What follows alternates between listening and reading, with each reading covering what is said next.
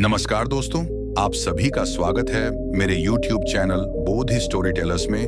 बोधि की कहानी सत्य की खोज। बहुत समय पहले की बात है। एक छोटे से गांव में सत्यकाम नाम का एक युवक रहता था। सत्यकाम बहुत ही जिज्ञासु था और हमेशा जीवन के सत्य और ज्ञान की खोज में रहता था। लेकिन गांव के लोग उसकी जिज्ञासा को व्यर्थ समझते थे।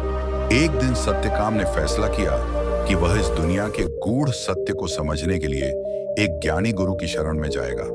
उसने सुना था कि एक महान अराशी गौतम पास के जंगल में तपस्या करते हैं। सत्यकाम वहां पहुंचा और गुरु गौतम के चरणों में प्रणाम करके बोला, गुरुदेव, मैं सत्य का ज्ञान प्राप्त करना चाहता हूं, कृपया मुझे शिष्य बना लें। गौतम ने सत्यकाम को ध्यान से देखा और पूछा, तुम्हारे माता पिता कौन हैं, वत्स? सत्यकाम थोड़ी देर चुप रहा, फिर बोला, गुरुदेव, मुझे नहीं पता। मेरी माता जाबाला ने कभी मेरे पिता का नाम नहीं बताया।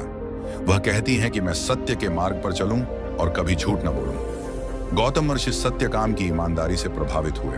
उन्होंने कहा, वत्स, तुम सत्य के मार्ग पर हो। मैं तुम्हें शिष्य के रूप में स्वीकार करता हूं। सत्य के प्रति तुम्हारी निष्ठा तुम्हें ज्ञान प्राप्त करने में मदद करेगी। आत्मज्ञान की यात्रा। आर्षि गौतम ने सत्यकाम को एक गायों का झुंड दिया और कहा, इन्हें जंगल में ले जाओ और जब इनकी संख्या बढ़कर 1000 हो जाए तब वापस आना। सत्यकाम ने आज्ञा मानी। वह गायों की देखभाल करते हुए जंगल में रहने लगा। सालों तक उसने तप और संयम से अपने कार्य को पूरा किया। धीरे धीरे गायों की संख्या 1000 हो गई। जब सत्यकाम लौटने की तैयारी कर रहा था तब रास्ते में प्रकृति ने उसे सत्य का पाठ पढ़ाया। अग्नि ने कहा, सत्यकाम, मैं तुम्हें ब्रह्म का एक अंश सिखाऊंगा।